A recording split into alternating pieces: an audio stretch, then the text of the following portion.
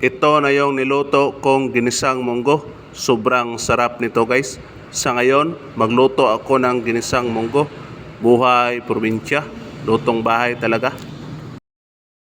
Ito na yung mga ingredients. 1/2 kilo munggo, magic sarap, bitsin, ahos, sibuyas, cooking oil, at saka asin, luya. Hindi ko nalagay dito yung asin guys.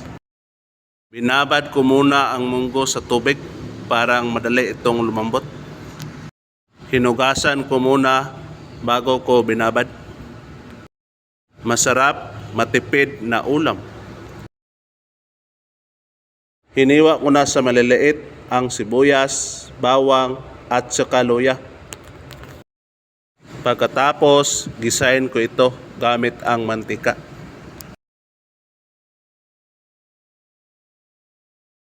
Pinainit ko muna ang lagayan ng rice cooker guys. Dito ko igisa ang munggo. Pagkatapos uminit, tsaka nilagyan ko ng cooking oil o mantika.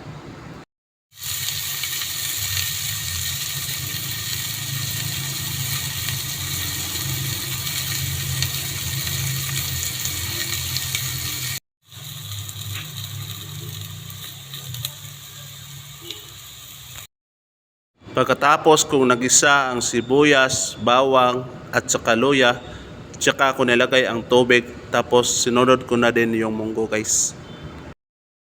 Hintayin lang ito hanggang sa kumukulo at lumambot.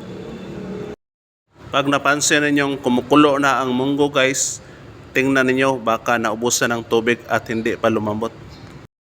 Nilagyan ko muna ng asin guys.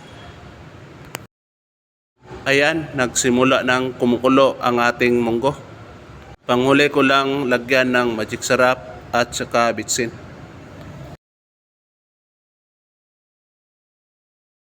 Kung napansin niyo hindi na kumukulo ang ating munggo guys, dinagdagan ko kasi ng tubig. Hintay lang tayo guys hanggang sa kumukulo ito ulit.